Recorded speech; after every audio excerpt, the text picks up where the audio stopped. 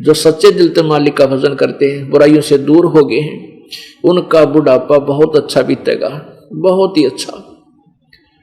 एक तो शरीर में परमात्मा हिम्मत देगा, स्वास्थ्य देगा, और साथ में आपकी भक्ति के कारण बच्चों के दिल में दया उपजेगी।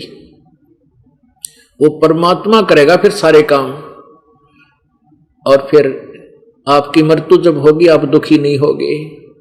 पुण्यात्मा जो भक्ति नहीं करते उनकी मृत्यु हमने देखी, ओए ऐसा बुरा हाल। और चलो एक तो भक्ति नहीं करा करते, ऐसों की भी मृत्यु देखी जो भक्ति तो नहीं करते थे लेकिन किसी की आत्मा नहीं दुखाया करते, बुरे नहीं थे जो बुराई नहीं करते थे, तो उनकी मृत्यु हुई। दुखी तो वह भी हुए पर वह थोड़े समय दुखी होकर मृत्यु को प्राप्त हो गए, टट्टी पेशाब निकल गई।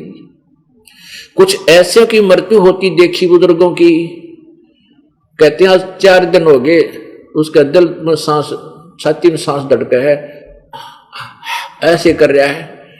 कोई उसकी जान, उसको मृत्यु को प्राप्त होने की विधि बताने वाले, कोई कहता है इसको गंगा जल डाल दो, कोई कहता है इसका नूह डाल दो, कोई कहता है इसको उसके 5 रुपये बोल दो, कोई नो कह इसके गां का पुछड़ पकड़ा दो या प्रलय पार कर देगी।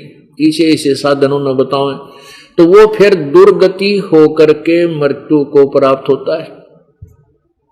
और यम के दूत आते हैं उसको छुड़वाने के लिए, उस शरीर से निकालने के लिए भयंकर आकृति दिखाते हैं, ऐसे भाले दिखाते हैं कि निकल इसमें तना ठोकेंगे, तो वो डरता इसको छोड़कर भाग जाता, टट्टी और पेशाब निकल जाता है।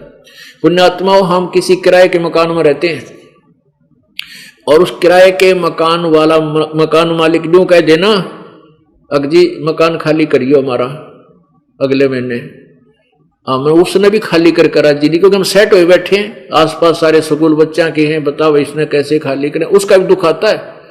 और इस शरीर में तो हम 80-90 वर्ष रहते इस मकान में, यो के सज्जा छूटे है, इसकी तो अंगे तो छुटवावे, फिर काल के दूत आके इसने दिखा के सिंगड़ खड़ा हो, जेड़ी दिखाओ, नो भाले दिखाओगे निकल इसमें, फिर वो इधर उधर बाजो शरीर में, और फिर वो अचेत कर देते हैं, जिसको कदे राम नाम याद ना आ जाए इसकी जुबान बंद कर देते हैं।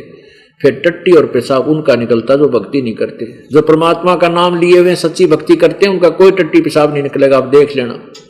क्योंकि आए हैं सो जाएंगे ये राजा रंग फकीर, एक सिंहासन चढ़ चले एक बंधे जात जंजीर।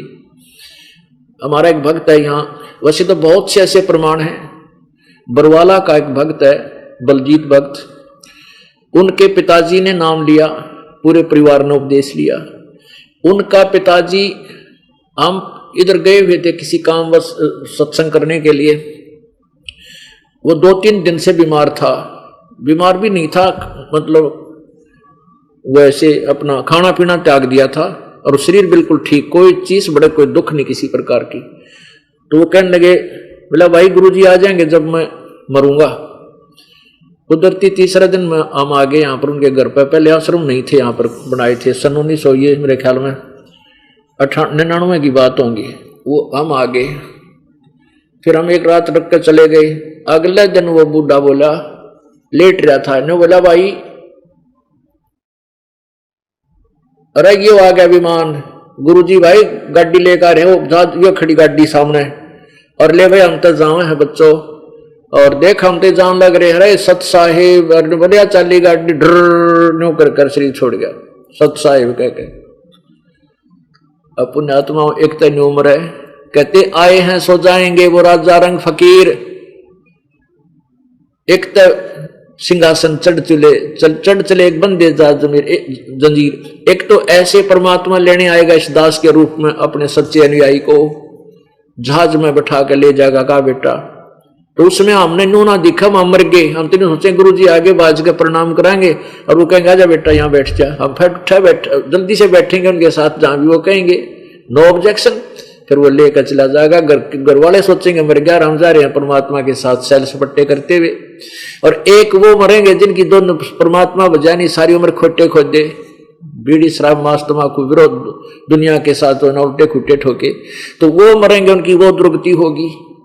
जिनके दूत उनको जंजीरों से बांध कर ले जाएंगे और आगे जाके ठोकेंगे नरक में, 84 लाख योनियों में भोगेंगे।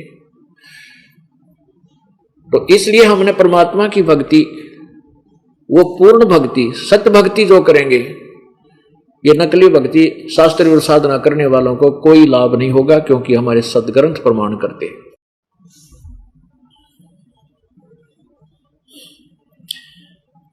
पुण्यात्मा, एक बलख बुखारा नाम का शहर था, उसमें एक अब्राहिम सुल्तान अधम नाम का एक राजा था।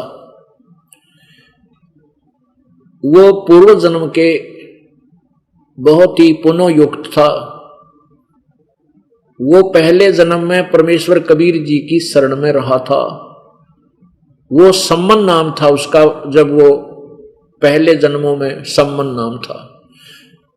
उसने वो परमात्मा की शरण में भक्ति करके पूरा दान युक्त, बहुत अच्छी भक्ति युक्त हो गया था, लेकिन वो पार नहीं हुआ।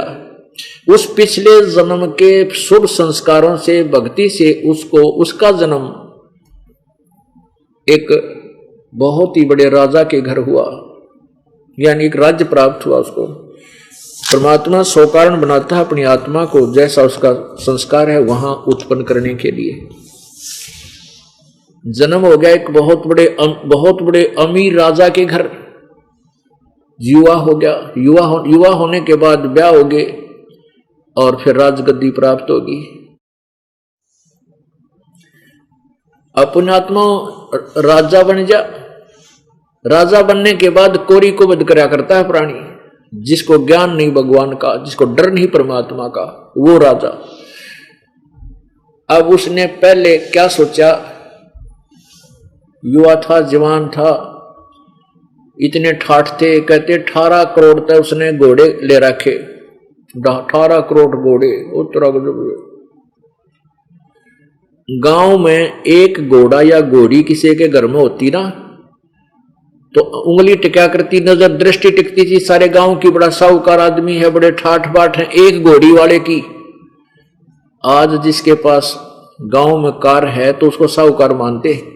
उस समय घोड़ी वाले को बहुत बड़ा साहूकार माना करते थे। और जिसके 18 करोड़ घोड़े हो, वो कैसा अमीर होगा, स्वयं एस्टिमेट लगा लेना। और फिर क्या था कि उसने क्या कुबद करी, ये बहुत बुरी बीमारी हो जाती है राजा में। उसकी बहुत संख्या में, सैकड़ों हजारों की संख्या में उसने यानी बकवाद की शादी की, इतनी रानियां रखी। और कहते हैं जब वो हाथी पर बैठकर एक शहर से अपने दूसरे शहर में जाता था, अपने क्षेत्र में, कितने ठाठ बाट से चलता था। ओए होए, आगे पीछे गाने बजाने वाले, फूल छिड़कने वाले, पानी छिड़क आगे आगे छिड़का करने वाले, और बहुत सुंदर हाथी पर सज कर बैठा करता था, हीरे मोती के उसके चारों तरफ हाथी के वो सजाया जाता था, हाथी के ऊपर कपड़ा। और वो एक जूते में ऐसे रत्न जड़े हुए होते थे कि एक जूते की कीमत 1.25 लाख रुपए, उस समय के 1.25 लाख रुपए, आज तक करोड़ों की मैं समझो।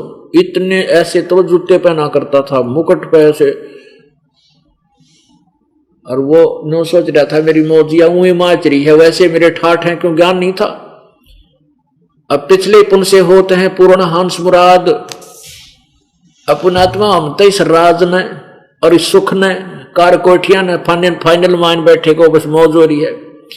लेकिन परमात्मा को पता है यहाँ किसी मौज है, तेरे पिछले जन्म के पुण्य और तेरे को प्राप्त है। तू सोच रहा यू काल भगवान ब्रह्म हमें दे रहा है। जो पूजाएं जैसी भी कोई कर रहा है, किसी भी धर्म या समुदाय में जिसका जन्म है, वो जैसी भी पूजाएं उस समुदाय के अनुसार कर रहा है वर्तमान में, चाहे वो शास्त्र विरुद्ध है। हम ये सोच रहे हैं कि जो मेरे आज ठाठ है, सुख है, ये इन्हीं पूजाओं से मुझे मिल रहा है। नहीं, ये तो अपने सदग्रंथ बताओगे ये पूजा आपको लाभ देंगी कि नहीं देती, वो तो सदग्रंथ बताएंगे, परमात्मा के जो वाणी बतावेगी, तब हमें पता चलेगा कि जो साधना हम कर रहे हैं ठीक